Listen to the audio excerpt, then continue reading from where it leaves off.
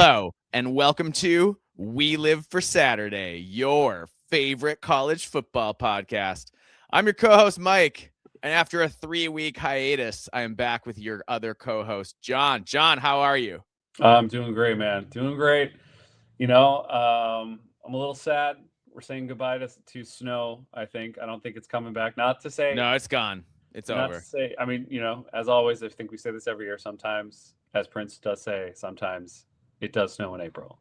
That's true. But But the thing is, when it snows in April, it melts so fast. it's gone Because within it's hours. it's like in the 20s. It's not like in the Yeah. teens or single digits or below. Yeah. And so when it's snowing, and then it immediately pops back to like 50. Yeah.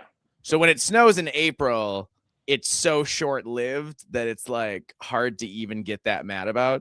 Like even if you get like a real blizzard.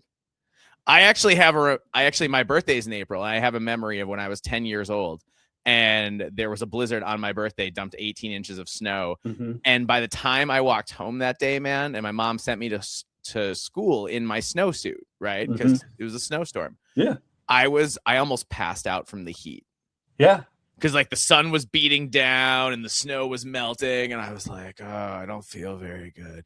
And I stumbled inside. And my mom was like, what happened to you? And I was like, the snow pants, it was a mistake. The snowsuit was a mistake.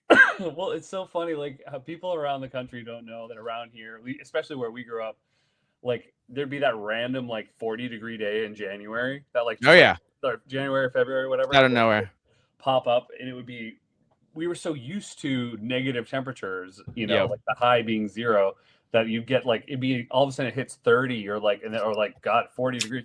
Every kid was out at recess with like shorts and a t-shirt. Like coats were off. Oh yeah. You were sweating. When you've adjusted to winter, anything less than winter feels like summer paradise. Yep. You can go. It's funny though, but as soon as it warms up a little, like it has now, I felt a chill the other night.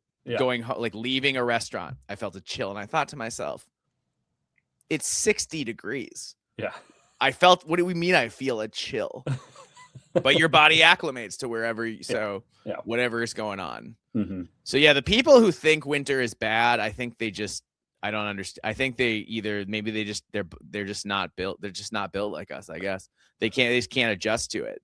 Like I feel like some people just have a harder time adjusting to varying temperatures.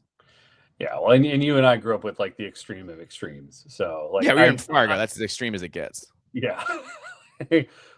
Negative 40 wasn't like, it was a lot, but like we weren't like batting an eyelash at it. We were all like, oh, okay, well, we deal with it. That's it. So with the days when school didn't get canceled for snow, it got canceled for cold because it was too dangerous to be outside. Yeah, exactly. They had frostbite warnings, like exposure warnings on the morning news. Dude, I remember there was a Division II back when NDSU and UND were still D2. There was an all-star game, and it was at the Fargo Dome. Mm-hmm. And I had wanted to go for weeks. And so my dad it was like 30, 40 below wind chill. My dad was like, F it. And we just went and just bundled up and went. And dude, there were like 1,500 people there, maybe. Yeah. In the Fargo Dome that seats 20,000. Yeah. It was like nobody came out. Like we were the only ones there. And I remember thinking to myself, wow, my dad's pretty hardcore that he even like let me go to this. Yeah. Well, the car started up after, I guess, so that's good. That's what matters. Yeah, that's what matters. And now we got spring, which I hate spring. Yeah. Everyone, if you are long listeners of the pod, you know that there are 4 seasons. I love 3 of them. And then there's spring. Yeah. It's muddy. There's grit on your shoes no matter what you do. Mm-hmm. And so you don't want to wear your nice shoes, but you have to wear nice shoes sometimes. And then you're just like cleaning your shoes off when you're done wearing it. It's just annoying. Yeah, everything's just kind of wet and damp and brown still and dead. And it's just. And you can see a patch of grass and actually accidentally step there and think it's going to be legit. And it's just mud underneath. Yep. Yeah. And you sink into it. And then it's, And then it starts to smell like worms in April. So that's coming. Get ready for that. When the rain comes and it drowns the worm, they crawl out to die. Yeah, I hate that. Well, we're coming up on it. So, but yeah, man. But things are all right. Other than that, I'd say, Gopher hockey got a new coach, so there's that. Of course, I'm all on top of that. New coach. So, what are your thoughts? We know this is the football podcast, people. We won't go in depth, but John, just initial thoughts on the Gophers, on the new Gopher hockey coach. Is Brett Larson? It is Brett Larson, now former St. Cloud State University head coach. The majority of the fan base, and myself included, is underwhelmed.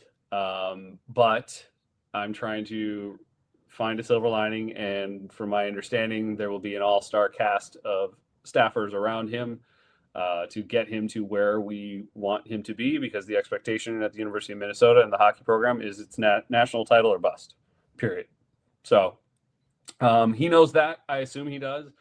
And we'll see. If not, we'll be doing this all over again in 2 or 3 years. So yeah, that's it. I mean, I think the thing, I know it didn't go the way you wanted to, but the assistant coaching pool is nice. Yeah. And I think the thing that I always think about is I trust Mark Coyle. Mark Coyle's made a lot of really good hires, at not just here. Yeah. He got Dino Babers to Syracuse, and I know Babers eventually got fired, but he did pretty well, and Syracuse is a tough job. Yeah. Like, I know Fran Brown is crushing it right now, but Syracuse is a tough job. Mm-hmm. They play indoors. It's a basketball school. There's not a lot of talent in the area. Like, there's a lot of drawbacks. It's kind of in the middle of nowhere in New York. Yeah. It's like there's a lot of drawbacks to Syracuse as a football school. Yeah. So the fact that he got Babers there, then he obviously got PJ Fleck. Nico Medved looks like a great hire. Don Plitzelwhite looks like a great hire. And he got Bob Motzko. Maybe wasn't the guy, but Bob Motzko got Minnesota back to the level it was at. Yes. Got them back to that elite level of play. Yeah, absolutely. Well, now that, and back to the, where, a national title is expected, and right. He just couldn't close the deal. Yeah, he just couldn't close the deal. So that's what we're hoping. It's just not going to be more of the same. I think that it's possible to get to that point. Yeah. We'll see. Like I said, there's a lot of really great recruits coming in. I don't think that there's going to be massive turnover with this coaching change. I think that's another reason why they went with him, because I think a lot of the recruits are going to stick around, especially the top tier will be sticking around. So I think there's a lot to be positive.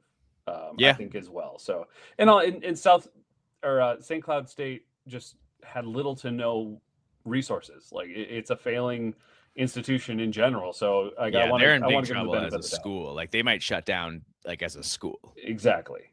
So I'm going to give him the benefit of the doubt. He's going to have all the resources he could possibly dream of here. So, we'll see. But that's it, man. Other than that, I'm really excited to finally finish the pod that we started 3 weeks ago, and then move on to a couple other interesting things as well. Yeah. So I want to run something by you. I didn't tell you this was going to be on the show, but I just saw this. All right. Okay. And new Michigan defensive coordinator Jay Hill made what can only be described. It was obviously in jest, but at the same time, what can only be described as a flirty comment towards a woman reporter. And I don't care that she's in her 60s, and I don't care that he was kidding. After the way so not only did Sharon Moore get fired for being a creep towards women, that worked for him. But there was that guy they had on staff under Harbaugh who was looking illegally hacking into all those women across the country, women college athletes, their private pictures and stuff. And God knows what he was doing with intimate pictures of thousands of college athletes.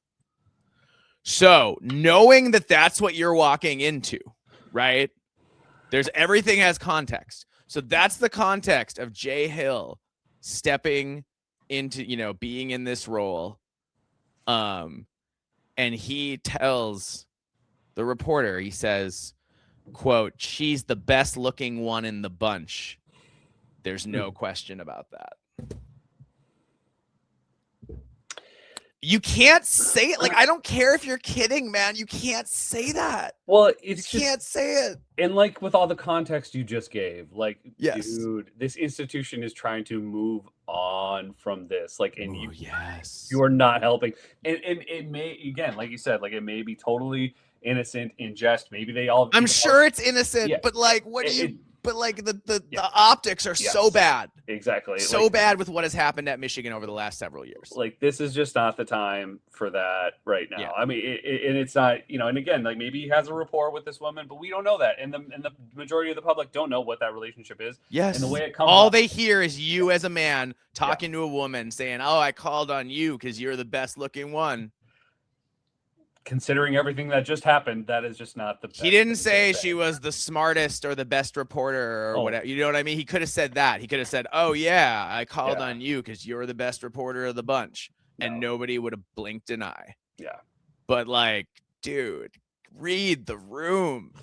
Like, know your job, dude. Like, yeah, shouldn't they have like? And again, that just makes you wonder about like the Whittingham thing, because this isn't Utah. This isn't Utah. You're in Ann Arbor. You are in a progressive college town in the middle of the Midwest, and you need to sound like you belong on that campus.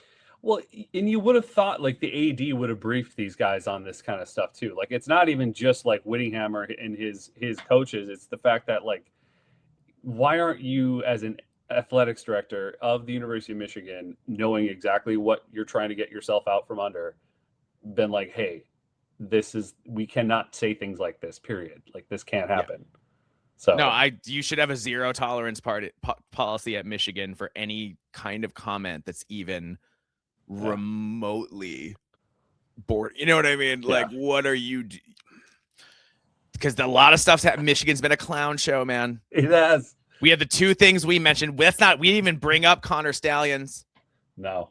You know, like Michigan has been, despite the, yes, they won a national title, but it's been a clown show off the field. Mm-hmm. It's been, and like, that's. And it's a prestigious that hurts university, you. That stuff hurts you. Yeah.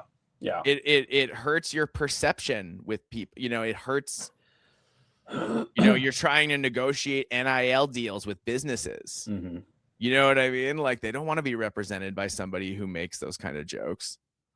I just don't think that's the case at all. So we lost John, technical difficulties, but I think he'll be back in a minute. But yeah, that's all I really wanted to say about that Michigan thing, is just given the context of where Michigan has been, it was just not a wise decision to go that direction. Sorry. Yo, you're back. Yeah. No, it's just, you're right. It's not wise. And it's just time the AD step up and put a stop to all of that. Like, send out a mass email, be like, hey, here are the bullet points of what is not acceptable. Don't do any of this, or you're. You know what it reminded me of? It reminded me of when that guy from the Indy Star, I want to say, Greg Doyle, like tried to flirt with Caitlin Clark at her introductory presser, and he was like, asked her about the hand heart, and was like, well, if you hand heart towards me, we'll be just fine. And everyone's like, oh, you're a creep. Like, just don't say stuff like that anymore. Yeah, it's not that hard. Like, you just men. Like, I'm putting you all on notice, men. Like, you just have to, like, if you're gonna say something complimentary about a woman in a professional capacity, it has to be about her job performance or her other like positive attributes. It can't be about how she looks. It just can't. Even if you're kidding, even if you have a good rapport, even if you guys are chill. And just like you said, man, like know where you're coming from. You're on a national stage. Yeah. Like, this isn't anymore where this is like the big time. You're at Michigan. That's as big as it gets. Yeah. Like, you're not in Salt Lake City anymore. Wow. Where you're protected by like by a press that's friendly to you. You know what I mean? Mm-hmm. Like, this is different. Yeah. So anyway, that's just something I'm going to be monitoring him to see if he makes any other dumb comments, or if that's it, or if he learns his lesson and like realizes, oh, I should probably not say stuff like that. Yeah. So I'm watching you, Jay Hill. And why we're keeping an eye on you. I'm start doing your press conferences and just trying to see like if you say anything ridiculous or not. So I'm going to add that to my list of things to do. And I'll only do it because we should have the jug. No, that's sorry, true. That's true. That's really not why I'm doing it. But I am going to follow this guy now because Michigan just needs to be smarter than that under Kyle Whittingham. That's why you brought Kyle Whittingham, because he's an adult, right? What was the joke? That Kyle Whittingham is only following 4 people on Instagram who are women, and they're all family members. Yeah. Yeah. So like, be the adults. Yep. That we expect you to be. Well, that goes with the AD as well. Like, set that standard, man. Like, you really got to do it. Lay down the law. Yeah. So for this episode, we're gonna finish our coach grades, which we started last episode. So we'll finish those quickly, and then we're gonna say one thing holding back each team in the Big Ten from greatness. Now, that said, just so you know up front, we're not going to address teams that have won national titles in the recent. So Michigan, Ohio State, Indiana, you're not in this episode. You're already winning at the highest level. I don't know what to say. You're winning national titles. You're doing all the right things. Yeah. Each of those schools has won a national title within the last 3 years. Yeah. So like we don't have to say what's holding them back, because nothing's holding them back. Yep. Like those schools are winning at the highest level. Everybody else in the Big Ten hasn't quite gotten there. Yeah. So we're going to just mention one thing we think is holding back each program from greatness. Yep. And that doesn't necessarily mean winning a national title. It could mean going to the playoff consistently, or getting to 9-3, or or something. Yeah. Yeah. So just taking that next step. Taking the next step as a program. That's a good way to put it, John. Yeah. Well done. You're in rare form, I can tell. I've been following stuff. I've been on top of college athletics for the last week. So yeah, I suppose with you, you've been really on high alert with the John has been very stressed about this hockey search, guys. I have a problem. I have a college football and a college hockey problem for people out there. Like, I really do. Yeah, there we go. All right. So when we left off, I believe the last school we did was Illinois. So that brings us to Iowa. So Iowa and Kirk Ferentz. Yes. Iowa went 9-4, 6-3 in the Big Ten. And John, I'm giving Kirk Ferentz a B-. Yeah, I think that's fair. Because everything came together last year. Iowa had the unstoppable offensive line. The defense was in rare form. Mark Gronowski wasn't a great thrower, but he threw it well enough to keep defenses honest. And what he did with his legs opened up the things for the Iowa running backs. Just the threat that Gronowski was to run himself. So, I mean, Iowa's offense, under Tim Lester. I mean, dude, Tim Lester, he wasn't much of a head coach at Western Michigan, but he seems like he was a great hire. Yeah. Best Kirk Ferentz offensive coordinator in 15 years. Yeah. Like, I don't think there's any question about it. I'm not even sure who the OC was when Marvin McNutt and Ricky Stanzi were there. But like that would be the last time I felt like Iowa was like a plus at offensive coordinator. And now they're a plus. I think Iowa is a plus at offensive coordinator. So they lost to Iowa State, and they were in had 1-score losses against Indiana, Oregon, and USC. They needed to win. They needed to win a couple of those games. I felt like they should have won against USC, and they should have won Oregon. They should have won the USC game for sure. USC, but Oregon was Oregon. They had their chances, man. And Iowa State, I thought they should have won too. I'm going to give them a little bit of a pass with Iowa State just because it was so early in the season. Like, I don't think it's. I'm not trying to say like it it's acceptable, but I do think that like I can get it. They weren't quite rolling yet, but by the time they got to USC and Oregon, I felt like that should have been a game or games they could have won. But I just think that at a school like Iowa that rebuilds, they don't reload. There are peak years and there are average years. And Kirk Ferentz had an average year during what should have been a peak year. Yeah. And if you look at the scores, like Iowa blew people out. Yeah, they did. I mean, it wasn't just Minnesota who got trashed by Iowa. Iowa was trashing teams. So for them to, you know, I still don't understand. Like, I'm not gonna question Iowa defensively, but I remember on that game-winning play against Indiana, they ran Iowa ran a cover 0 blitz and left Elijah Surratt one-on-one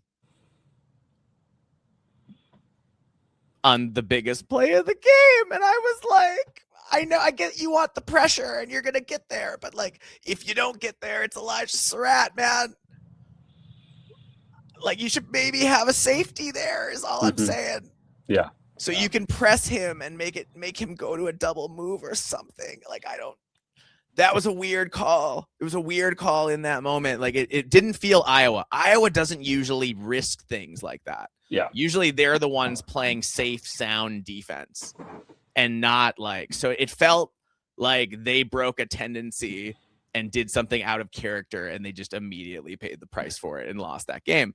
And that's when you see Kirk Ferentz losses, that's generally how it goes, where I feel like they stick to the script, they win a bunch of games, they look like they're going to win, and then like when they do randomly lose a game and it's a bad it's because they just changed one time, they went away from it, and that's what happened. And I think that's one thing that with Kirk Ferentz that I've seen over the years and the many years he's coached, that you see that happen periodically and you're like, why? Like, what you have works so well. Why are you changing the formula randomly sometimes?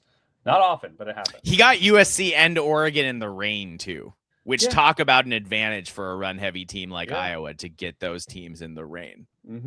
And also that, like, you know, when there's rain, when the field slows down, your fastest players are less of an advantage. Yeah, because because the field slows everybody down, but it makes it closer between them and other players.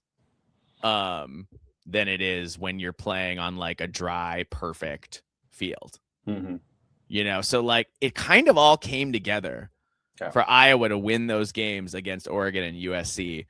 And they had it, and both times it came down to the last possession and they just couldn't finish. So, I mean, it's because it's a testament to how great Kirk Ferentz has been that I can give him such a low grade for a 9-win season. Yeah. And like, don't get me wrong. I hate Iowa. I don't ever cheer for them. But after the way Diego Pavia shot his mouth off, it was genuinely funny to watch him get punked by Iowa in that bowl game. It was. Yeah. Yeah. I agree. Purely from a Schadenfreude standpoint. Like, I wasn't cheering for Iowa. I wasn't. But like, I can appreciate when somebody gets, you know, their just desserts. Yep. And Pavia certainly got those. Well, and you know, Kirk Ferentz loves doing that. So, especially the guys like Pavia. So, I'm surprised Kirk Ferentz didn't make a public comment about Pavia. It just shows how much he hates us, that he will make comments about us and about Iowa State. But like, I feel like he's like Mr. Diplomatic against like a lot of other teams, you know?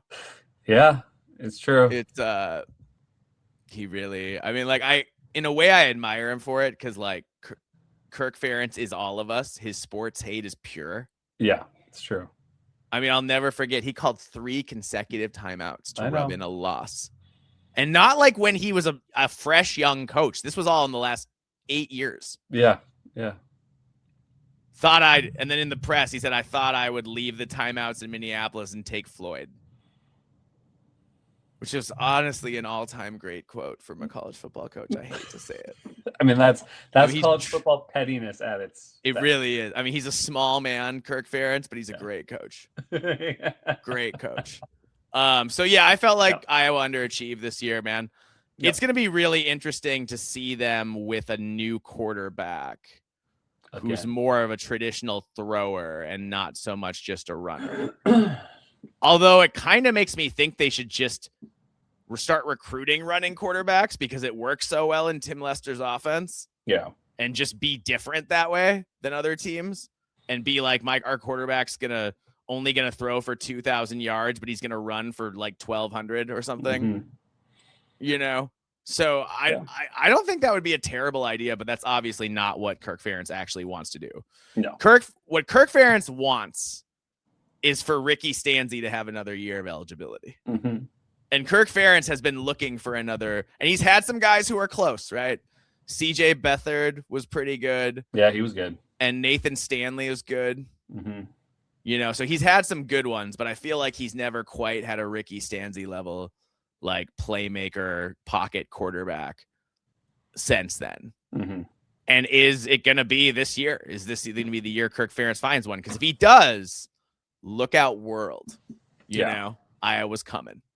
Yeah, I think if he does, I think Iowa definitely, I'd put them in the college football playoff, to be honest with you. If that's, if he's able to do that, Iowa's got a really good shot at that for then. But we'll see, man. I wouldn't put it past him. I'm not going to be surprised if he does, and I'm not going to be surprised if he doesn't. So yeah. All right, moving on. These next couple teams both went 7-2 in the Big Ten, but I would have sworn they did worse because of their overall records. We had the USC Trojans 7-2 in the Big Ten, but just 9-4 overall. Mm-hmm. I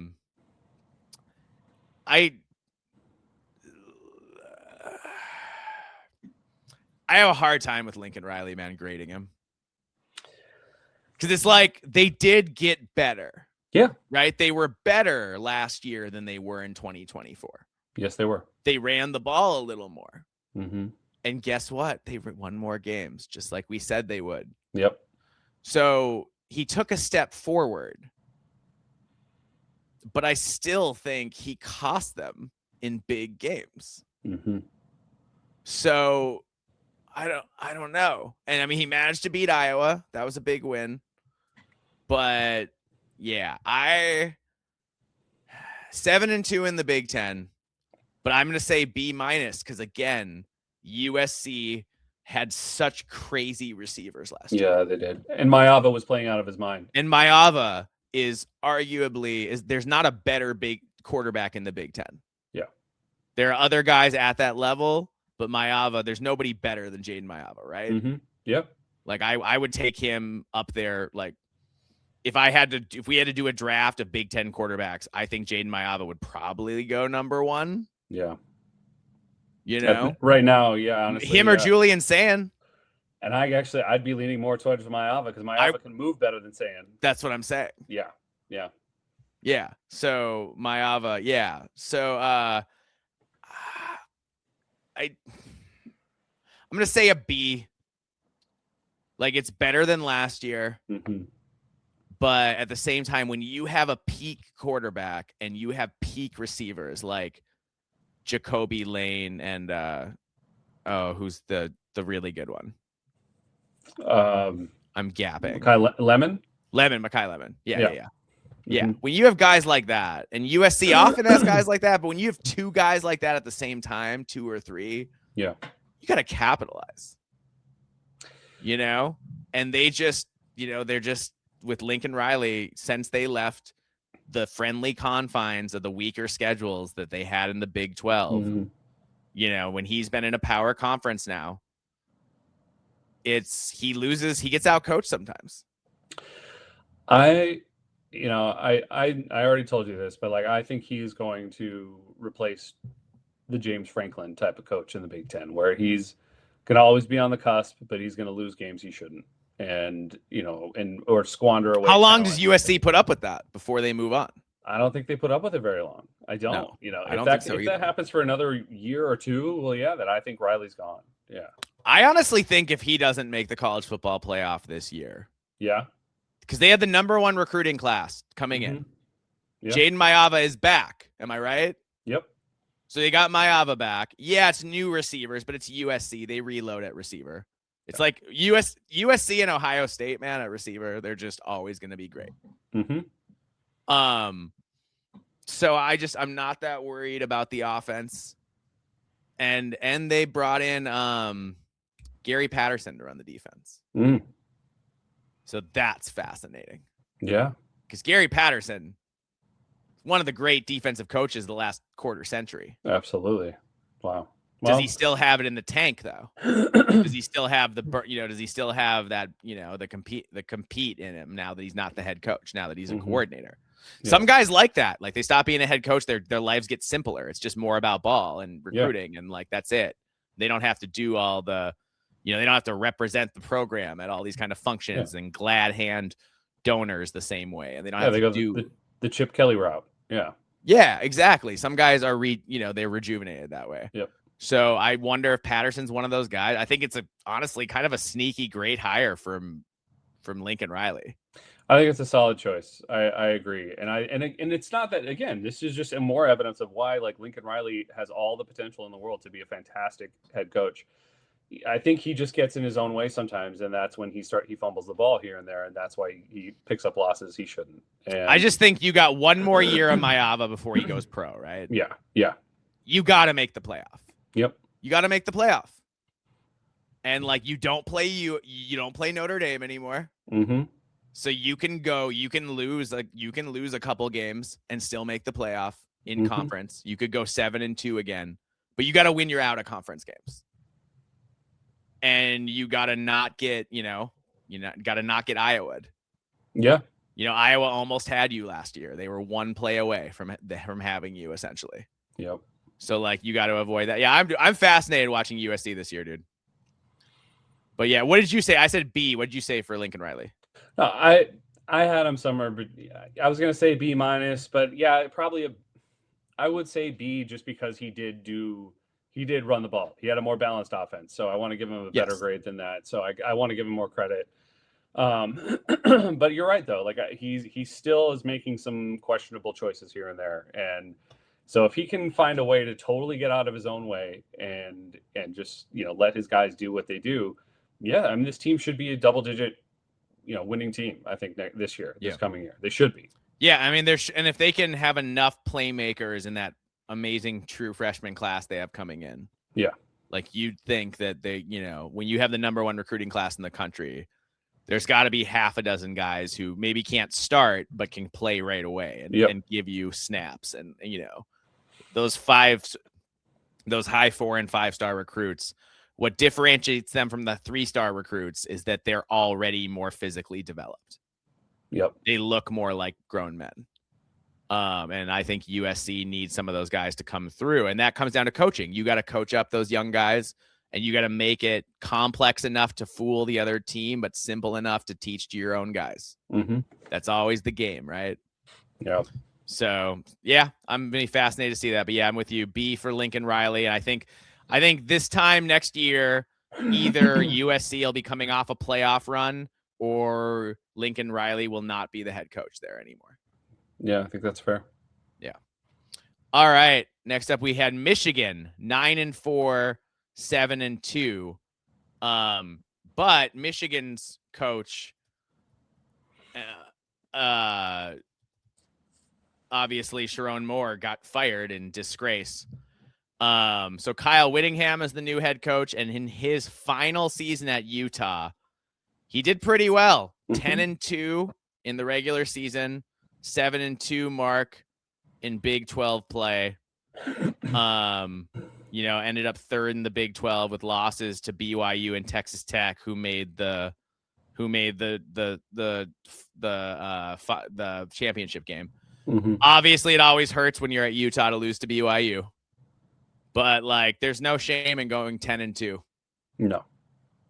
So Kyle Whittingham, man, I gotta say, I can't give him an A.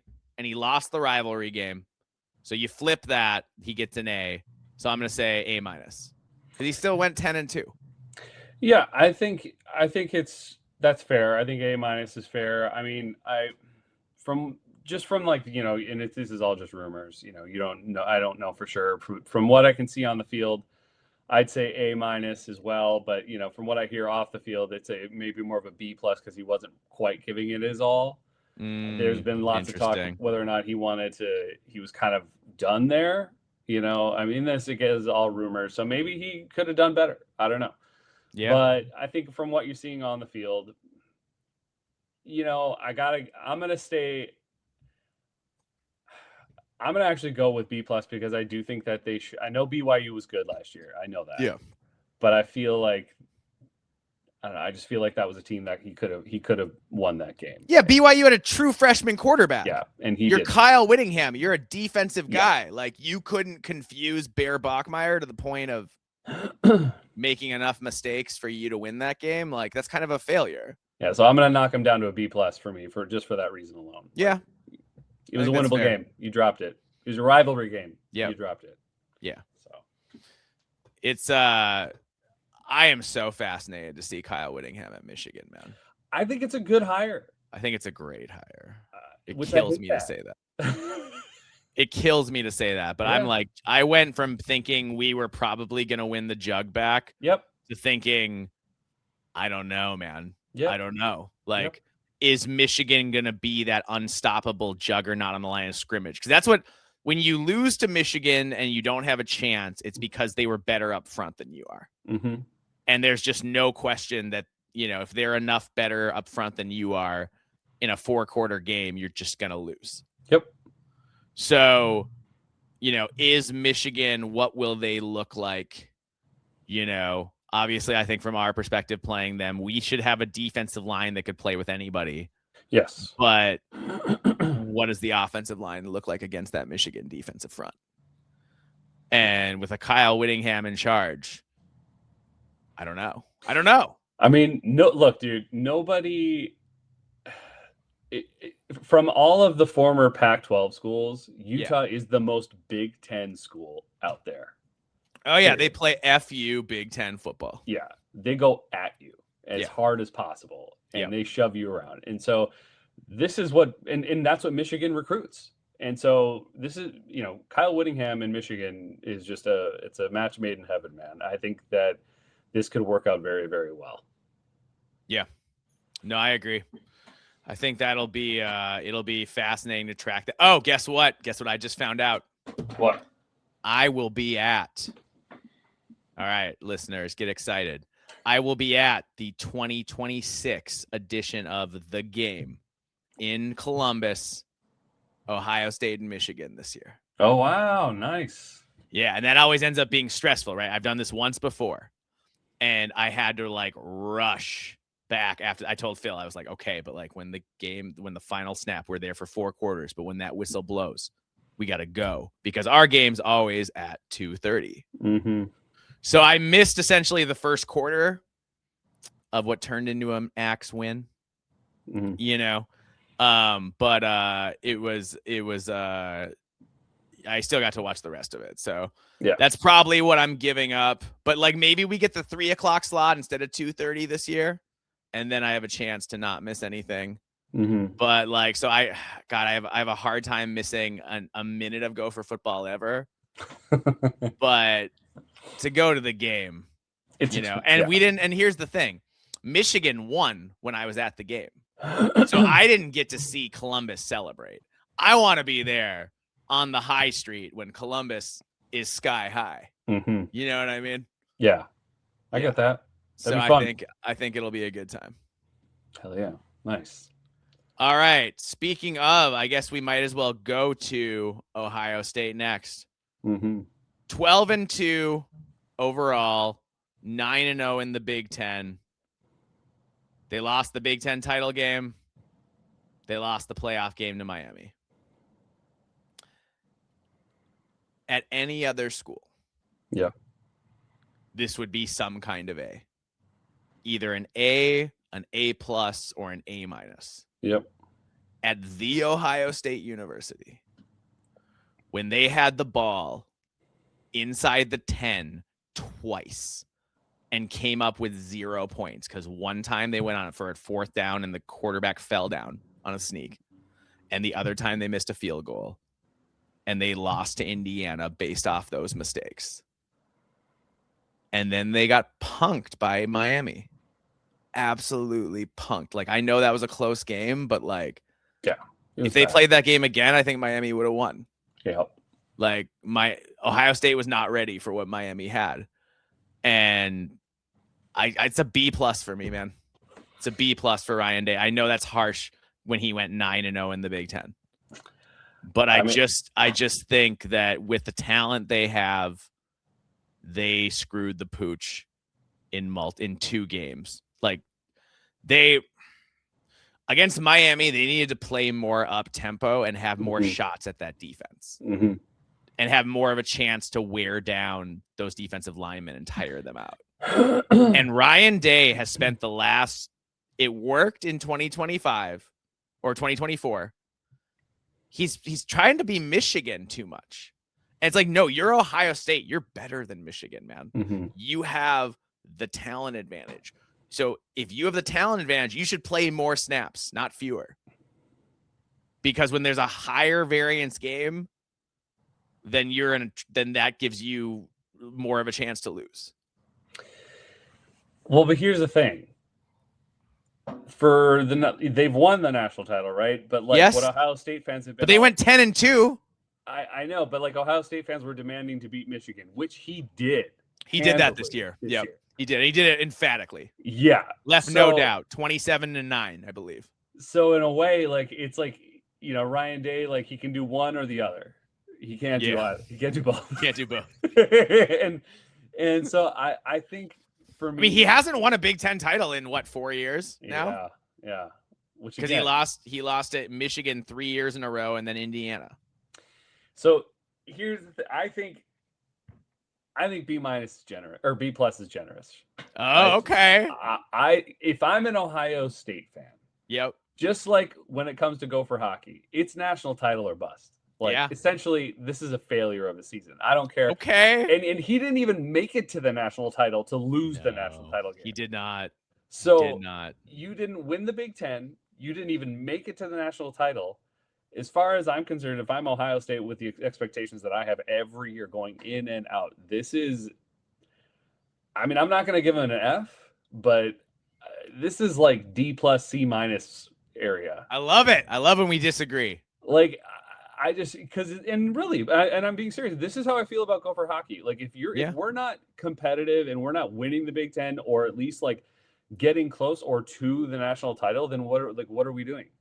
You know, this is what we do. Like Ohio State does football. Yeah. And if you don't get there with the amount of talent they have every single year, there is no excuse. So especially with the job Matt Patricia did as defensive coordinator last year. So dude, no, I mean they only gave up 13 points to Indiana and they lost. So I think you're being too kind. I think that he deserves to be in like the best C-, but even that, I think Brian Hartline was holding them back as a coordinator. Yeah. Okay. I think he's great at developing wide receivers. I don't think he's good at calling plays. I think he might be better off as a head coach not having to call plays. Do you think Julian Sayin is the answer? Do you think they should be looking elsewhere? Julian Sayin's the truth. You do? Okay. I think Julian Sayin's the truth. He was a redshirt freshman last year. Yes, that is fair. And like he only looked bad a couple times all year. Yep. I think with an arm like that, man, normally I'm like, you got to have, you're Ohio State, you should have a dual threat. But like when guys are as accurate and have as big an arm as Julian Sayin has, like you give him a pass. Yep. He's like Dwayne Haskins kind of. Sure. You know what I mean? And like, can you win at the highest, can Ohio State win at the highest level with a guy who's not a dual threat? Mm-hmm. We're going to find out. Yeah. But they brought in another OC from the NFL and Arthur Smith. So that'll be an upgrade over Brian Hartline schematically. Yep. And they have Chris Henry Jr. coming in at wide receiver to go. And he's apparently the next big thing. So him with Jeremiah Smith going to be crazy. Wow. I know. Just keeps going. Just keeps going. All right. Oregon, 13-2, 8-1 overall. I'm going to say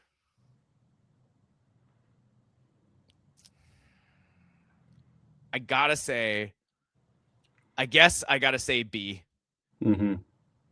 Because they had Indiana and Autzen and they couldn't do it. Yeah. And if they make it to the Big Ten title game, who knows? Yeah.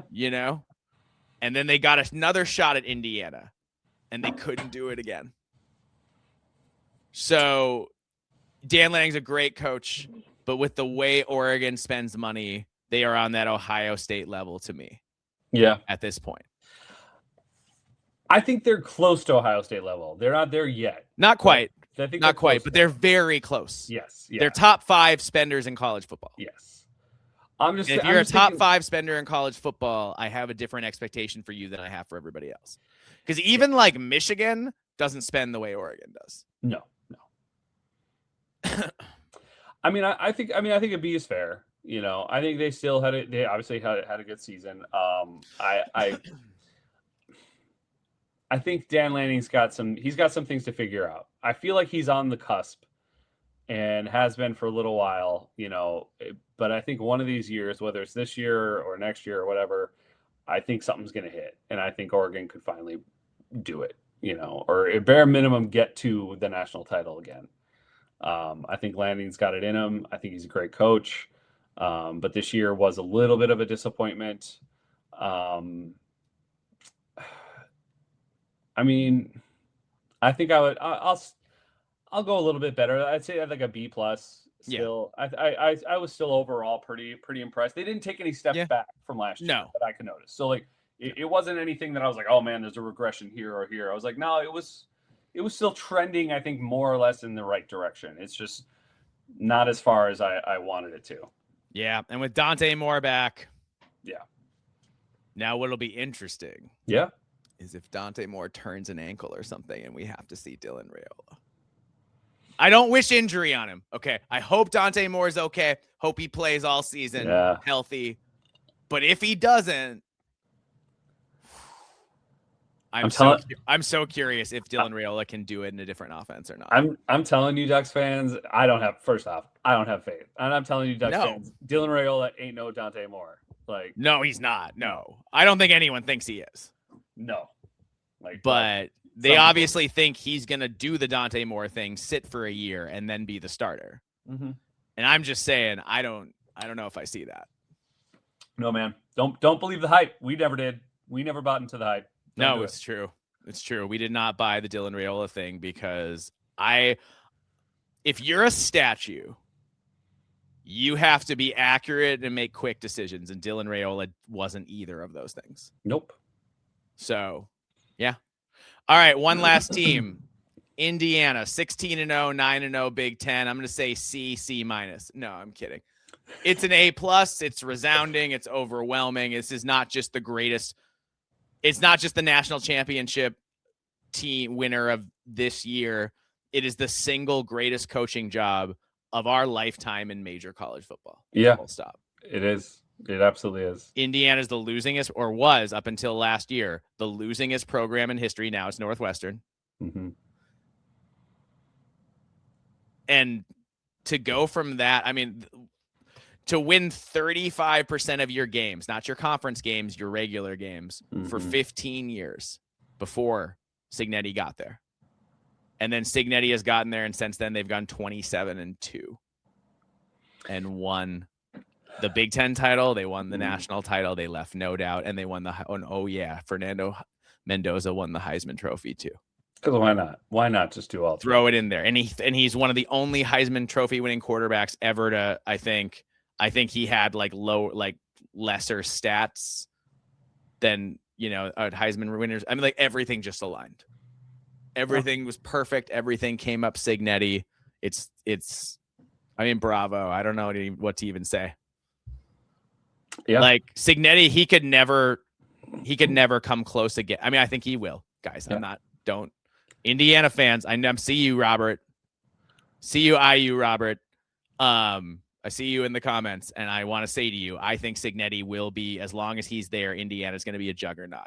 Yes. But even if for some reason he couldn't get back to the playoff ever, it would still be one of the great accomplishments, one of the great feats of all time. It's going to go down in the history books, man. If he would have retired after hoisting the trophy and been like, and I'm done, I would have been like, you're the greatest coach that ever lived in college football. Like, yeah, essentially. Yeah. Like, that's it. And I just want to say one last time that I picked him last summer. You did. As the best coach in the Big Ten. Yeah. Just want to remind the the crowd that before everyone else was on, I was on the Cignetti train, and I had him in the top half before he'd coached a game. Yeah. At Indiana. So I had him at number 2, but I did not have him at 2. I did not have him at number 1. So but right. now who would you take? You take Curt Cignetti. I mean, every time. Like, I honestly think there's like a gap too now. Like, it's not even like, oh, boom, boom. It's like, boom. Like, no, it's like where you think, oh my God, the team he's against is gonna get out coached. Yep. Man, when he called in the national title game, when he called that QB draw on 4th and 7, dude. A QB draw, but he was like, the numbers are right. And Mendoza Shake was like, the dice, let's roll it. All time, bro. Like, and that safety almost blew it all up, but Mendoza made a jump cut like a running back, and took 2 more steps and dove into the end zone. I was just like, "There's no." He's a madman, dude. He's a madman. A QB draw. That's like ordering a bayonet charge. Like a QB draw on 4th and long, that's a bayonet charge. That's so a Hail Mary. That's like, that's whatever sports cliche you want. Yeah. Yeah. Just absolutely bananas. Just the gutsiest freaking play caller I have ever seen. Like, it's insane, man. And that's what's so, like, what makes me, I can't hate him. Like I, earlier, like on Twitter, you commented, I was like, I've got a soft spot for running backs that run at defenders and want to like run them over. Right. That's like Mike Alstott, like Marion Barber, like those were the type of running backs. Well, Curt Cignetti he's that.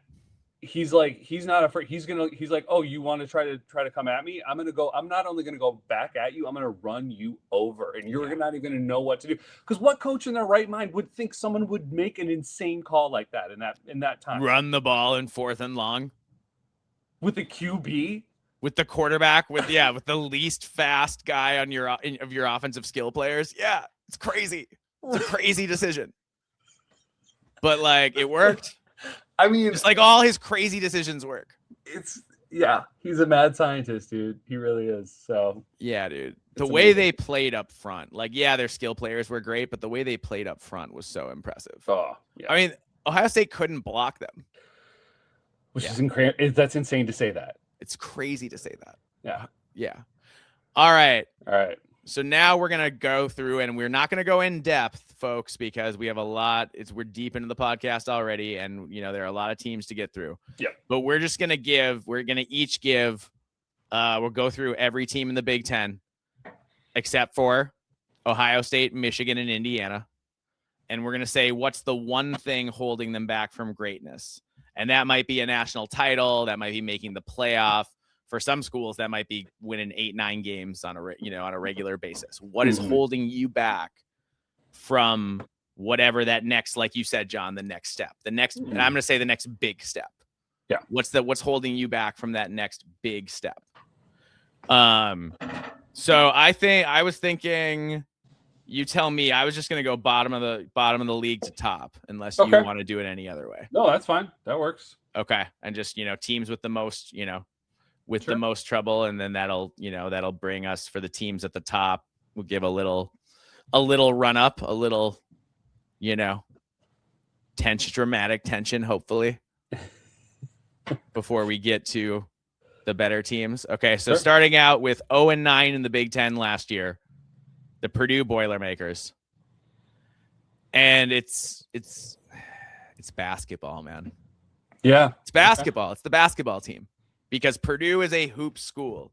Indiana is a hoop state. Cignetti has broken that somehow, but Purdue is a hoop school, and they are consistently elite in hoops, and they pay a lot of NIL, and they have a great coach in Matt Painter, who, by the way, is supposed to be not such a good person, but that's not for this podcast to discuss.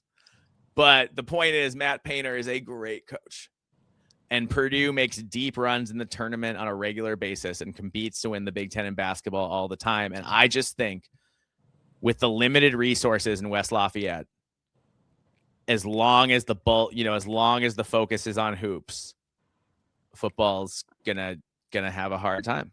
Yeah. Well, I'm in agreement. I put down recruiting ceiling, but mainly due to the fact that it's a basketball school. I think they've shown over the years that they can develop some elite talent from time to time. Yeah. But like it's hard for them to stack elite rosters, and it's hard for them to keep that talent at home, especially now with the transfer portal. Like it's going to be even harder. Yep. So that I'm with you, man. I think a lot of that does have to do with the fact that they're a big basketball school. So that recruiting ceiling is it's going to be holding them back. And before we get too into this, just so you know, we could say NIL for every school. Yes, of course. So like, I'm not going to say NIL most of the time because like it would be a really boring podcast if we were just like, be great if they could find a billionaire. Because yes, it would be great if every school could find a billionaire or two to back them. Mainly that us. Would help. Mainly us. Denny Sanford, you're out there just come on. Yeah, you know that Maturi screwed that relationship up, right? Oh, I know. Yeah. I know. Yeah, I'll never forgive him for that. Never. Who knows what the last 20 years could have been like if we had his money. Yep. Sorry to bring that up. Yeah, that hurts. That hurts. Let's move on. Let's move on. Yeah. Let's happy things. Happy thoughts. Next up, we'll go Michigan State. And it's you're gonna hate this, Spartan fans, but it's Michigan. Michigan is what's holding you back, because as long as Michigan exists and is clicking on all cylinders, it will always be considered the premier institution in that state. Mm-hmm. Let's remember, D'Antonio had a magical run for about a decade. But what was Michigan when D'Antonio was there? It was Rich Rod. It was Rich Rod. It was Brady Hoke, primarily. Yeah, and then eventually Jim Harbaugh.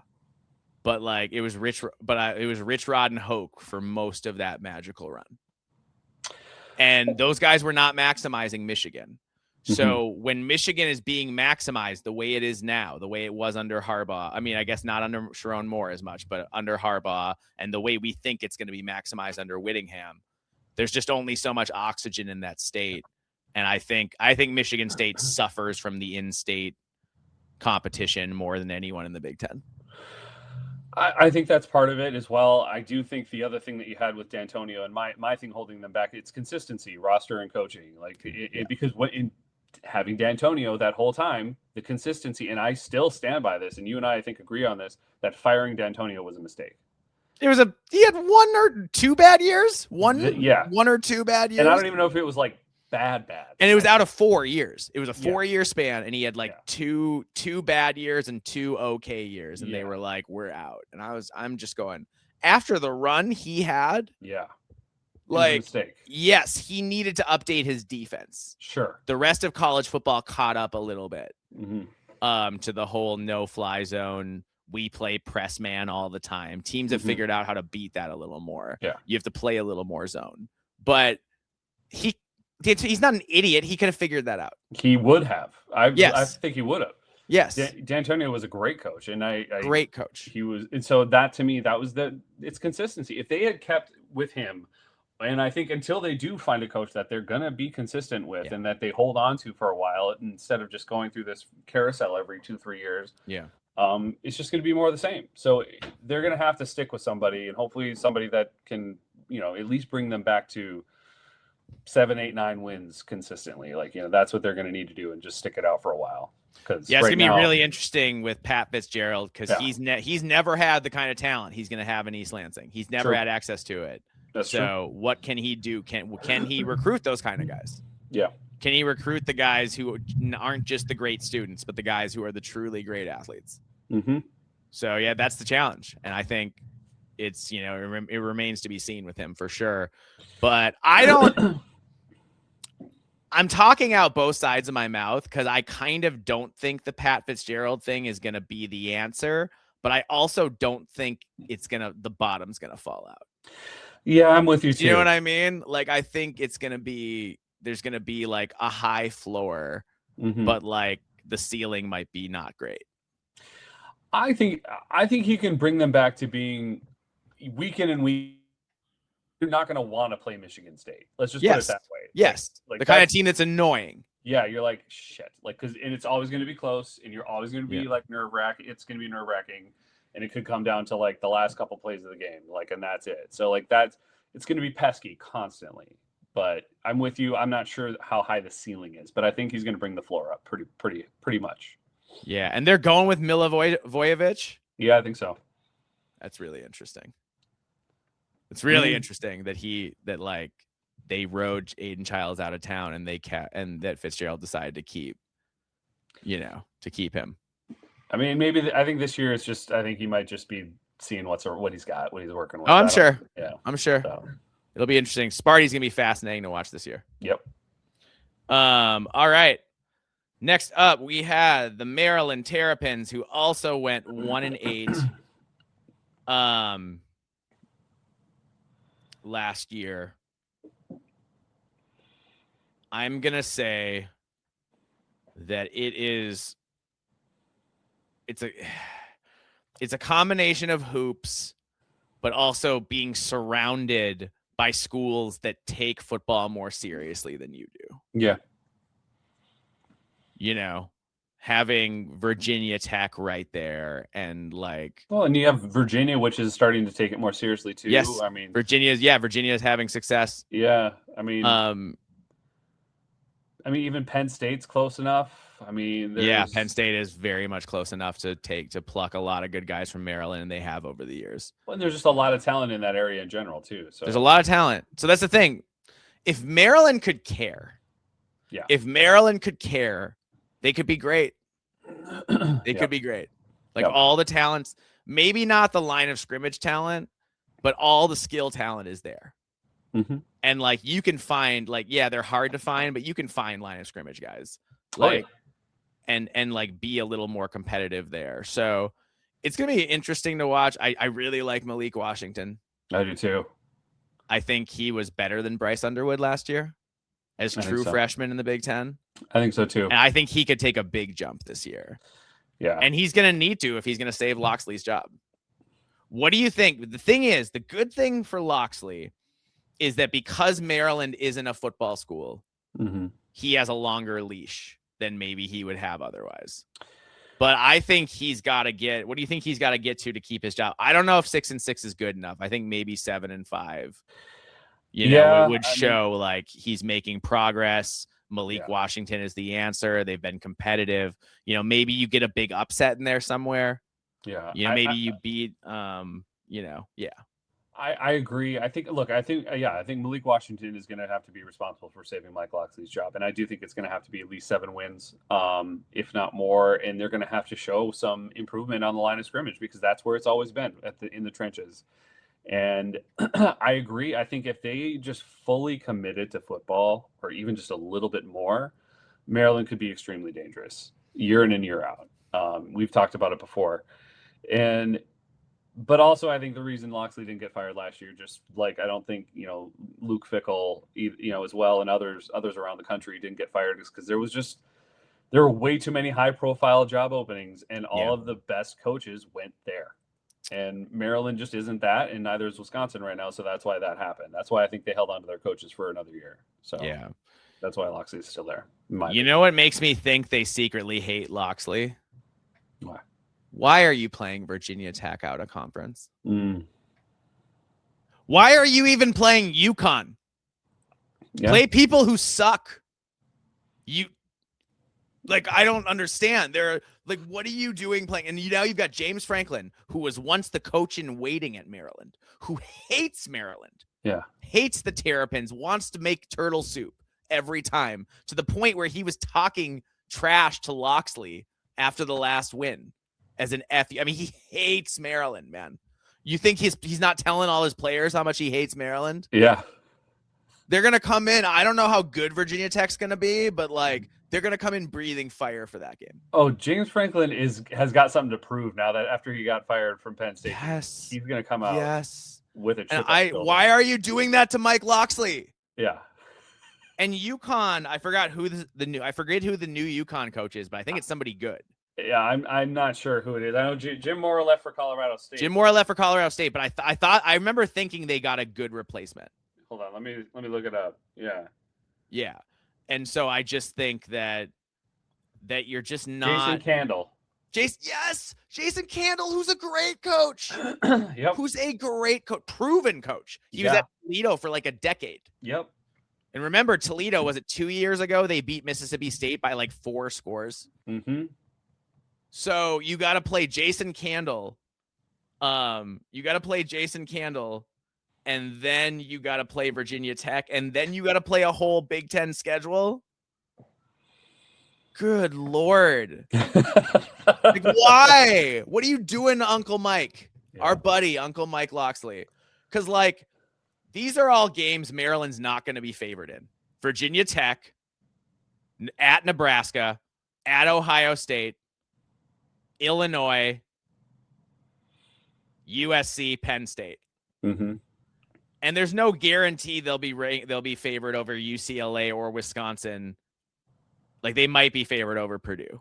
Yeah. So, like, what are you doing not just giving Mike 3 wins out of conference so he can build some momentum, see what he has, build some depth? Because you can't build depth when you're in a fight for your life. Yep. Yeah. Like, I look at schools like Purdue and Maryland, John, and I swear to God, it's more important for them to get payments for games than for their football coaches to win. Mm-hmm. Like, they don't, it's like their priorities are totally screwed up when it comes to scheduling. Yeah. Everybody needs to do what Indiana did, man. Yeah, Indiana didn't get to the top by scheduling tough. They scheduled the worst possible out of conference. And you know what? Michigan, the year they won, did the same. Ohio State, the year they won, did the same. Yeah. So, like, you're not winning any awards playing these tough out of conference games, people. Like, when are we going to learn that? Well, in you can see some teams are. Like, Ohio State, Texas is learning their lesson. They get it. Like, it's just everybody else needs to get on the same page right now. And I know that doesn't sound fun for some fans out there, but, like, this is the reality that we live in now. Yeah. So okay. Moving on. We have the 2-7 Wisconsin Badgers. 4-8 overall. For me, it's the ghost of Barry.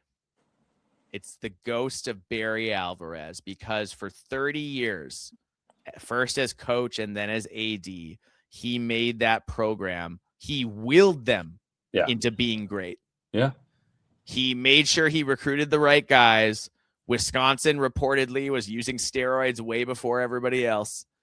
And he made them into a lineman factory. So even after other schools caught up with that, they already had the rep. And they had that, we're going to take guys, we're going to turn them into first and second and third round picks in the NFL draft on the offensive and defensive lines. Mm-hmm. And also, we're going to get the freakiest running backs in the Big Ten. We're going to find them. And we're going to, and game on. See if you can keep up, you know? And he did that. And college football started to change, but he didn't change. And Paul Chryst didn't change as his protege. And then Wisconsin decided to abandon everything. And so the wreckage of their program, which has been scattered to the winds at this point because they lost their identity as a defensive juggernaut and power running offensive football team. They lost that identity, and now they're trying to rebuild it from nothing, from scratch. Mm-hmm. And the ghost of Barry shakes his head. The house that Barry built. It's like Marley's ghost, man. Yeah. He's seeing over everything. Yep. And I do think, and it's just, so I think the ghost of Barry is what's holding Wisconsin back from getting to where they can go. It's so funny too, like watching the fans turn on him too, like when he's even called out, like the fans or things that are going on, and like and the fans are like telling him to shut up and sit down, and I'm like, really?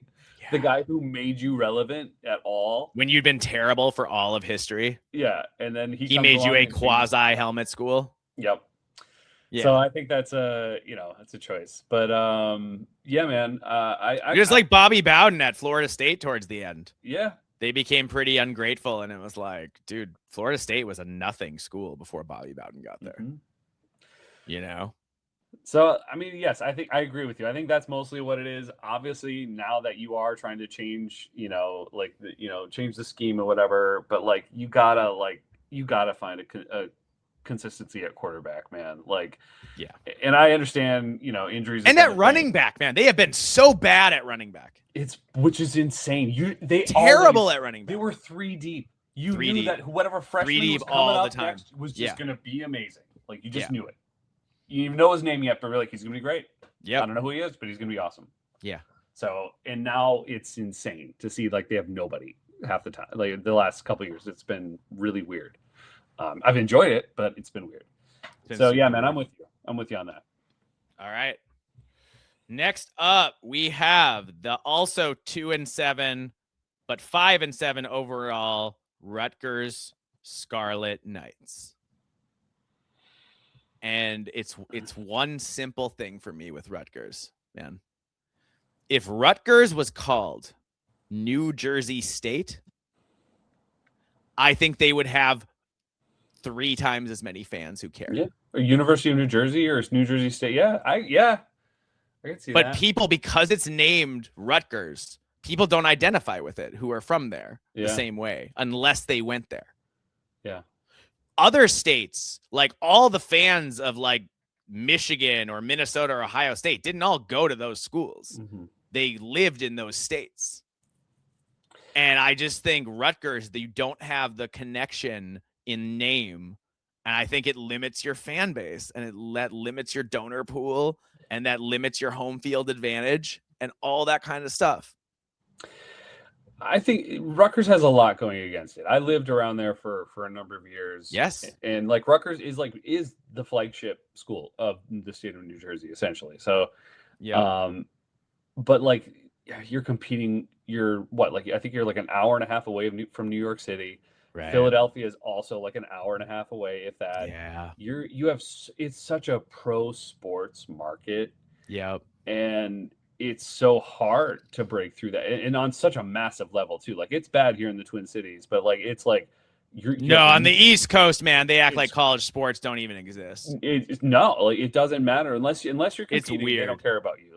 They don't unless you're on a top tier level. They do not care, and that's why Penn State has basically been able to rule all of New Jersey as well, because Penn State's on the opposite side. Right. It's further away from the coast, and so it kind of works in their favor as well. But yeah, man, Rutgers it's tough. It's really tough. There's a lot of talent there. There's a ton of talent in New Jersey. There's a ton of football talent in New Jersey. It's not New York. It's not New York. No, New Jersey has football talent. They just don't stay there. They go to other places. They go to Michigan. They go to Penn State. They go to they go to Southern teams. They don't. Yeah, they don't stay in New Jersey, and that's been a problem. Now, Schiano has done a pretty good job. Yeah, he's raised their recruiting profile. There. I think he's doing a great job. I think Schiano's doing a great job there. It's a really tough job, man. Other than the Rob Smith thing. Yeah, other than Rob Smith. I don't understand that. That'll never make any sense to me. Well, I have to assume he must know where the bodies are buried. Must. Did Schiano... No, I won't say that. That's offensive. But he knows where the bodies are buried. Yeah. Leave it at that. And I think look, Schiano has raised the floor significantly at Rutgers. Yes. I think he can still have good seasons here and there, but it's really, to me, it's gonna be that keeping that top tier talent. They get guys every once in a while. Obviously, they had Manungai a couple years ago, who was fantastic, amazing. He was elite for sure. I mean, dude, their receiving core last year was nasty with Ian Strong and KJ Duff and sick. So I think it's just having the depth in those positions. That's the biggest thing. There's such a big gap. So that's going to kind of keep them from getting there, in my opinion.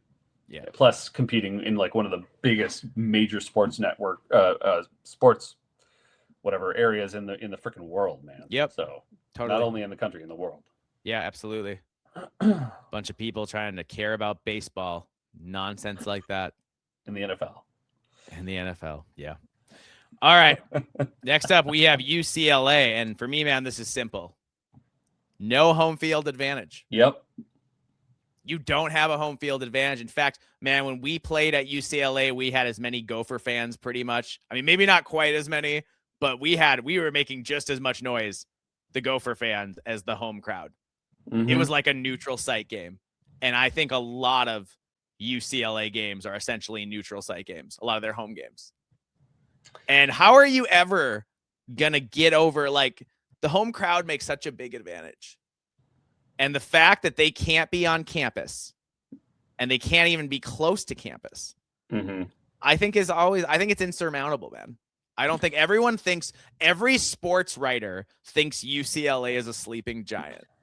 And I just don't think so, because I think home field advantage is that important. And they're never, ever going to have it, because real estate in Southern California is $1 bajillion, and they're not going to be able to ever build a stadium on their campus. Not unless you would take not one billionaire, you would need 10 billionaires to all pool their resources and decide they're going to, you know what I mean? You'd have to move mountains to get anything like a home field advantage at UCLA. No, I'm with you, man. I think UCLA will still have really good years. Yes, because there's lots of talent in Southern California. Yeah. But like, I think the days of like them being national title contenders are gone, and in this world of college football, and yeah, man. I mean, it hurts. It's like, look, you've been there. You've been to the Rose Bowl. It's beautiful. It's historic and all that kind of stuff. But like, it's like an hour or more away from campus. It's so far from campus, man. Like, it's not so having far. Those students present there consistently, like, and giving them easy. The access. Student section was so sad when we were at that game. Like, there were diehards that were there, man, and but it's tough. They took a bus, and that bus took an hour to get there and an hour to get back. You know what I mean? It sucks. It does. It really does. And I feel for them, man. And that's why I always encourage whenever programs are talking about building new stadiums or whatever, I'm like, do not move it off campus, whatever you do. You're going to destroy the program. Yep. Yeah. We've experienced it. Yep. And ours wasn't even that far away, and it hurt. It didn't matter. It didn't matter because it was far enough away that students couldn't roll out of bed and just go. Exactly. So, yeah, man, I'm with you on UCLA. Yeah. Okay, next up, we had Penn State, who went 3-6, 7-6. Obviously, Penn State is not used to being so low down this list. Here's what it is with Penn State. They don't recruit as well as Ohio State, and they don't develop as well as Michigan. So they recruit really well, and they develop decently well, but they don't develop at the highest level consistently at every position the way Michigan does, pretty much. And that's the difference between Penn State and Michigan, because they recruit about the same. Like, Michigan might recruit slightly better, but it's very close with Penn State and Michigan. They just haven't been able to figure out how to do what Michigan does and just get the absolute best out of everybody on the roster. And that's what I think. So I think that's where Penn State fell short. That's what's exciting about Matt Campbell, who's done more with less his whole career. Yeah. So can he bridge that gap a little bit? Like, by also, because I don't know if you're going to recruit any better than James Franklin did. James Franklin's a great recruiter. He's an amazing recruiter. Yeah. I don't know if Matt Campbell is even as good a recruiter as James Franklin is. I mean, he's a good recruiter. He got guys to go to Iowa State, but is he? I don't know. So I don't think I think he could be as good as James Franklin recruiting. Yes. I don't think he's an improvement. Yeah. And because of that, that means he's going to have to hit on a higher percentage of his recruits than Franklin did if he's going to get over the hump. Yeah. No, I'm with you. I think, look, I think Michigan's been able to get a little bit more lucky when it comes to it. To me, they just need to hit on an elite quarterback and one elite wide receiver. That's it. Yeah. If they can do that once, then we can talk. But like, for whatever reason, Penn State just has not been able to do that over the last 3 to 5 years. And it's been bizarre. It's been strange because the first 6 years of James Franklin's tenure, he had a superstar tight end and wide receiver every year. Yeah. Every year. Yep. And it just, for whatever reason, that kind of fell off, their wide receiver. You know what? Honestly, John, I think wide receiver might be the hardest position to recruit. Yeah. Because a lot of guys look great in high school. And it's really hard to know who's going to be able to separate in college and who isn't. Yeah. And so you've got, I mean, you look at Georgia, man. Georgia recruits at Ohio State's level, and they end up with these try-hard white wide receivers because the guys they recruit out of high school don't develop. They don't develop them. Yep. And so Kirby Smart's great at developing everything else, but he cannot develop wide receivers. James Franklin can't develop wide receivers. Jim Harbaugh could not develop wide receivers. Great coaches who develop every other position cannot develop wide receiver consistently. Dude, I remember when we got PJ Fleck, I was like, we're never going to have problems at wideout ever again. And even with PJ Fleck was an NFL wide receiver. Yeah.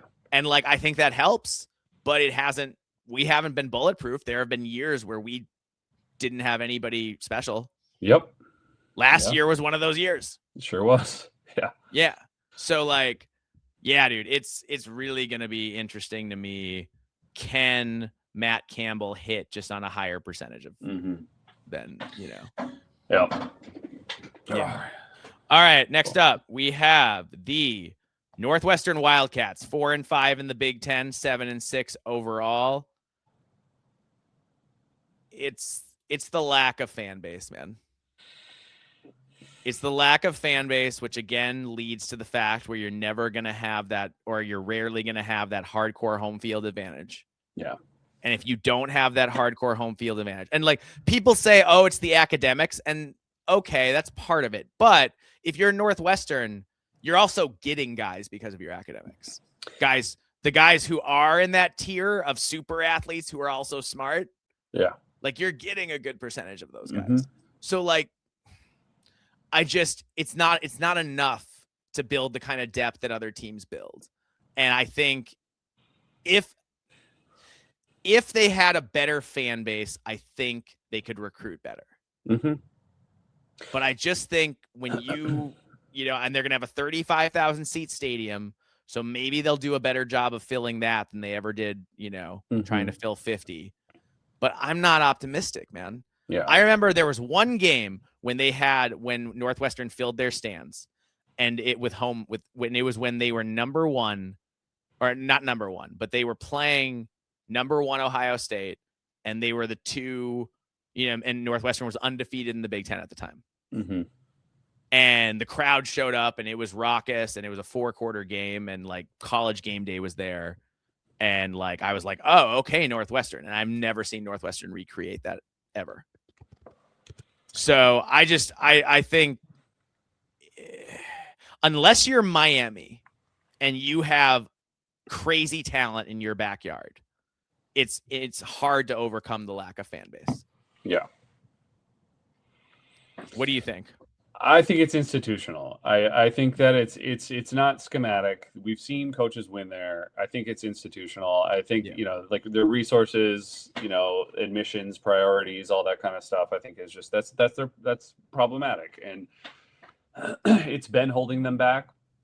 Obviously, Pat Fitzgerald was able to win the Big Ten a couple times. He was able to do some pretty impressive things there, bring in some really talented guys, but it's just hard to maintain that at a school like Northwestern. So I'm with that comes the lack of a fan base, you know, how much do you get people excited about it? And you're also competing with Chicago, which again, major pro sports you know, area and multiple other universities. And you're a small private school. You just don't have the amount of alumni that everyone else in the Big Ten has. There's probably don't have it. There's probably more Michigan and Notre Dame alumni in Chicago than Northwestern. You know? Probably Minnesota too, dude. And could be Minnesota too. Yeah, exactly. So Wisconsin for sure. Yeah. So I think that's just kind of, you got a lot of things working against you there. But if they could find a way, I mean, that'd be great. You know, and maybe I don't think it's going to fix everything, but I think having this new stadium is going to definitely make it more alluring for fans to want to come. And to me, Northwestern really breaking through though would be winning like 9 games or even 8-9 games, because I just think without the home field advantage, it's always going to be hard to get above that. Yeah, I'm with you. All right, next up we have the Nebraska Cornhuskers, 4-5, 7-6 overall. Matt Rule is, I believe, 19-19. In 3 years in Lincoln. Well, This year it's changed. It's no, man. He's just let him cook. Let him cook. Dude. Yeah, this is the year. I'm sure it always is. It always is. It always is. It's the Nebraska media. Yeah. Because the media, and especially I think the local media in Lincoln, in Omaha, places like that, and also the podcasting, all the podcasters. And there are a million Huskers podcasters. Mm-hmm. They could have a show. Man, you could, if you wanted to just listen to people talk about Husker football, you could do it for like several hours a day, most days of the week. Yeah. They have so many podcasts. And the reason why I'm blaming the media is because Bill Moose straight up said in his book that he didn't want to hire Scott Frost, but he felt like he had to hire Scott Frost. Mm-hmm. Why did he have to do it? Because of the media pressure, because of the fan pressure through the media, because of the idea that Nebraska is one hire or one coach or one move away from being the juggernaut that they were in the 70s or the 90s. Yep. And I think the media puffs them up every year and makes the players think they're better than they are. And so you don't see that consistent intensity from Nebraska players in every game, week in and week out. You don't see it. It's kind of like USC. Mm-hmm. USC gets puffed up in a different way because it's LA and it's glitz and it's glam and it's high profile and, blah, blah, blah, blah, blah. The players start to think that they don't actually make anything smell when they defecate, Yeah. So I just think as long as the school is beholden to the media, to the local Husker media, podcasts, newspapers, that kind of stuff, the radio, national media too, man. They're to blame for some of this too. Absolutely, the national media puffs them up too. Yep, puffs them up too. So the national media is part of this. You're absolutely right, because they will say Nebraska's going to break through and suddenly be amazing again. Yep. And they'll buy that narrative. But I think they get that narrative from the local media talking things up more than, you know what I mean? Yep. So like, I think that, the national media too, wanting Nebraska to be back and basically exaggerating how good they are every year. So you set up these players with these inflated egos, thinking they're Ohio State, and then they find out that they're Illinois. Yeah. And instead of fighting, they lay over and die a little bit. They're not tough because they've been coddled. They've been coddled by the media. Yep. So, it was, what makes me think about it, John? I think about in the run-up to the Nebraska-Minnesota game this year, Dana Holgorsen got mad at Matt Rule. He said Matt Rule was talking up Minnesota too much, talking about how good they were. And Dana Holgorsen said, "What are you trying to do? Crown him?" And he thought he did something. And then Nebraska came out flat as a pancake and got steamrolled by the Gophers. Maybe you should listen to your head coach, dude. And the head coach was trying to warn them. He was like, dude, I've played them before. It's not a picnic. See, and this is why we do like Matt Rule, because I don't think Matt Rule is stupid. It's just everyone surrounding him just seems to bring him down. Yes. Yep. I'm starting to think Dana Holgorsen was a mistake as a hire. Could have been. Yeah. I'm starting to believe that he went for a flashy name when he should have been finding somebody from the group of 6 or FCS who was lighting the world on fire, not some guy who had scary offenses 15 years ago. Yep. So I don't know, man. The Nebraska thing, Nebraska's going to be fascinating this year because either they're going to win 9+ games or Matt Rule is getting fired. Yeah, it's true. It's true. So, yeah. Which is too bad. I actually do, and I mean that. I actually do like Matt Rule. I think and I hope he finds. I think he's a good coach somewhere else. I do. If he gets fired, he deserves another shot somewhere. I do. He'll get one. Yeah. I think people know how dysfunctional Nebraska is at this point. Well, and that's my point was. I think it's the athletics department. You're saying it's the AD? Yes. I think. Well, there's something systemic. That's what I'm saying. The athletic department. I don't mean the AD themselves. The athletic department as a whole. That's what you're saying. Okay. There's something systemically going on there that is somebody has poisoned the water hole, and that's what's going on. So, I mean, just football. Obviously, they're doing very well in other sports. So, but, yeah. Yeah.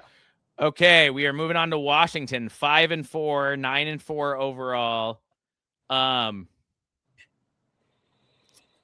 Washington kind of has the same problem Minnesota has, in that it's a little bit of a pro sports market in Seattle.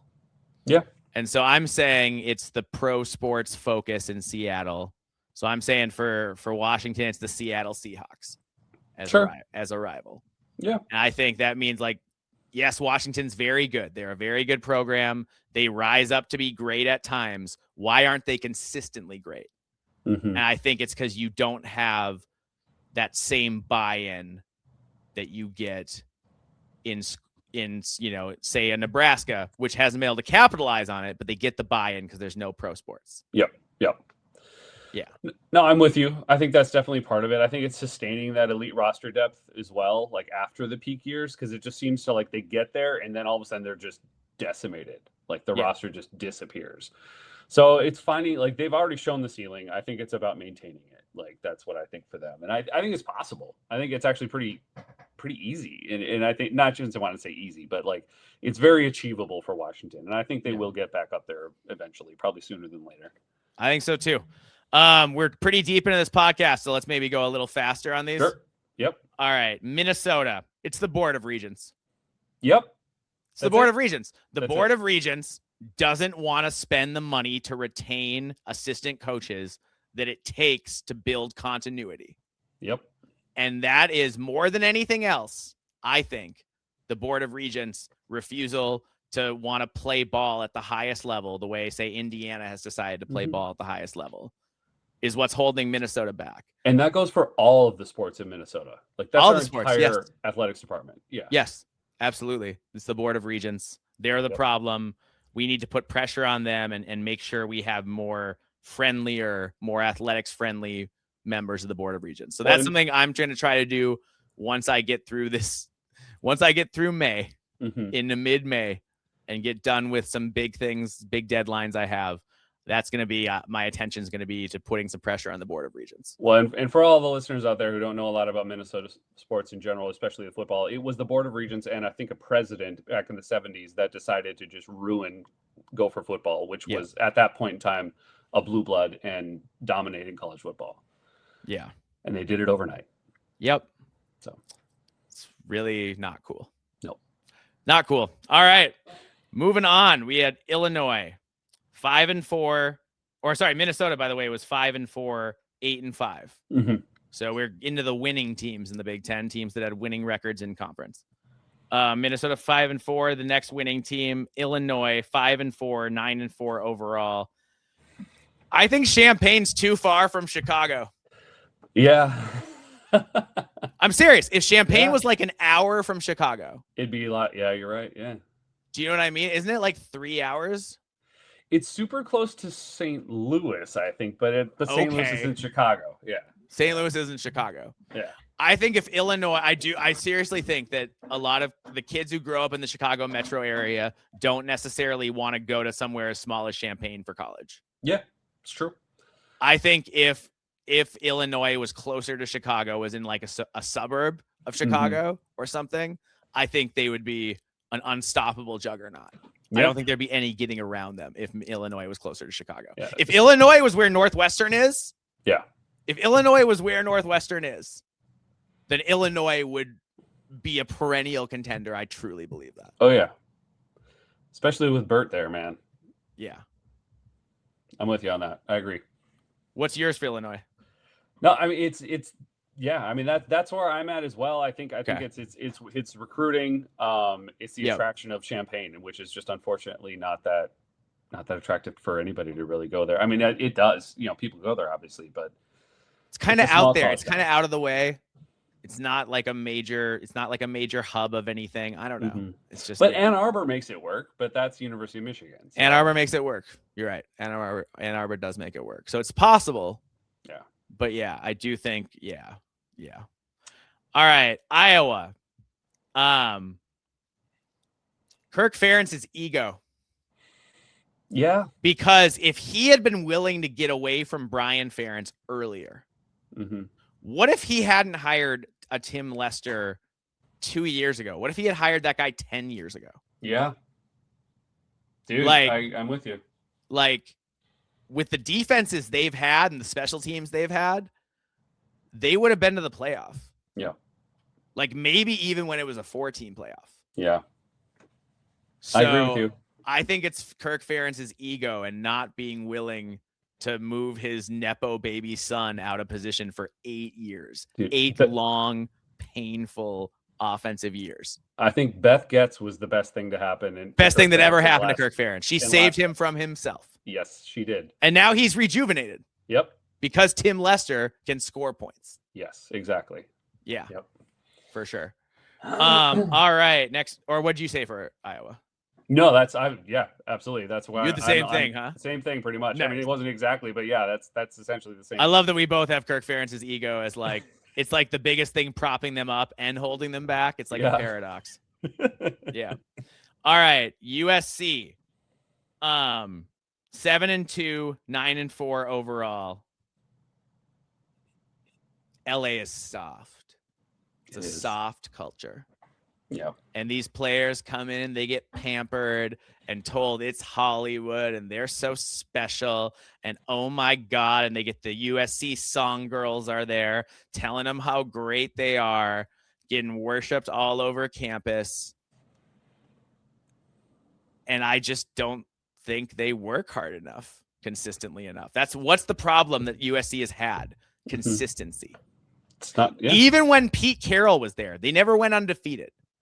They always lost one stupid game, even when they were better than everybody else. They always lost one stupid or two stupid games every year. And I don't blame that on Pete Carroll's coaching. I don't blame it on Lincoln Riley's coaching even necessarily all the time. I think that it's really hard to get past how soft the culture is in LA and like to have players who desire to be the best of the best despite how pampered they are. I think it's kind of the Nebraska and USC, you know how their fans get along? Oh, yeah. I think they have the same problem. I think their players are too pampered. I agree. Totally. Yeah. What do you have for USC? I mean, yeah. I mean, I had essentially, just like finally finding a defense, but like finding a defense, a consistent defense that, because it's been a decade-long issue. Definitely, at least a decade. Yeah, but yeah, man. I mean, it's probably the deeper issue is that, because and you're right. Like, and it is so funny how Nebraska and USC fans are like best buddies all over Twitter. It's hilarious. It makes so much sense to all of us. Funny. They don't see it, but everyone else in the conference does. So yep. All right, and our very last one, Oregon, 8-1, 13-2 overall.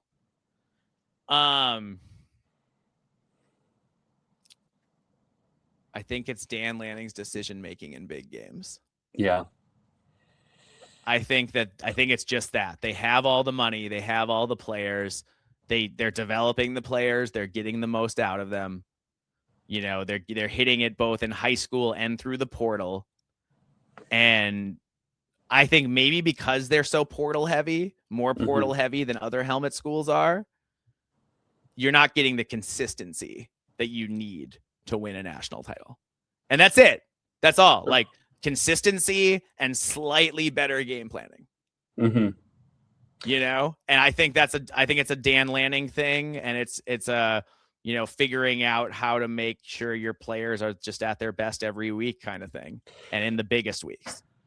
I mean, and I agree with that. I just want to add, like, for me, it's like, which is crazy that it feels like, I know this is going to sound crazy, but defensive toughness line play versus elite teams, because they annihilate everybody else, and then they show up and they play in Indiana or in Ohio State sometimes, and it's like they don't quite show up to the level that they're capable of. Yep. And I don't know why that is, and it's frustrating because that they have the talent, that they can compete, but for whatever reason, it seems like they get out. They start getting shoved around. It's the want to. And that's when you have so many hired guns. Yeah. And not as many guys who came up through the program. Yeah. No, I think now that I think the longer Dan Lanning is there, the more Yes. guys they will have who came up from high school. Yeah. But Phil Knight also demands to get the fancy transfer portal guys every year. Yeah. So like, can you get the fancy transfer? Can you get Coy Parrish to be consistent week to week, down to down? Can you? Can you get him to do it? He's got all the talent. Yep.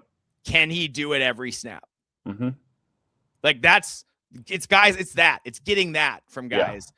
And then also, just, I think that's the biggest thing. Cause I think Dan Lanning has gotten better decision-making. Like I think a couple of years ago against Washington, he really got pantsed when they lost to them twice. Yeah. I think he's gotten better since then. I think he's going to get it together eventually. Yeah. Yeah. It's just a matter of being, like we're splitting hairs here. Oregon's really close. Exactly. Oregon is really close. Yeah. Yeah. All right, John. Well, this was fun. That was awesome, man. This is cool. I loved it. Yeah. So, well, we'll see how it all goes this year. I think there's a lot of really interesting things going on. A lot of changes happened, so I'm excited to see what happens this season. That's for sure. Yeah. So, awesome. All right. Anything you want to say before we get out of here? Yeah. If you want to find We Live for Saturday, you can find us on YouTube, Spotify, Apple Podcast, and Podcast Addict. You can find us on Twitter at We Live for B1GSat. You can find Mike here at Alibaba26. You can find me, John, at Norwegian Gopher, and you can email us, We Live for Saturday, b1g@gmail.com. Please follow, like, subscribe, tweet, retweet, all that good stuff. We'd really appreciate it, especially on YouTube. We are still, if we can we're kind of stuck at 287. If we can get over the hump, we'll give you that 300 the movie themed episode. Amazing. So that's right there. So if you can, have your significant other sign up. They don't have to watch anything of ours. Just have them subscribe. That's it. Be like, hey, honey, would you mind subscribing to a podcast that you don't ever have to listen to? Stuff like that. We appreciate it. Hit this button. Yeah. Yes. All right. Well, thanks everybody. And it won't be, things are a little more under control now. My life is a little less crazy. So we will be more consistent from now on. It won't be 3 weeks between podcasts like it has been. Yes. All right. Hope everyone has an awesome rest of your week. And we'll see you in the next one.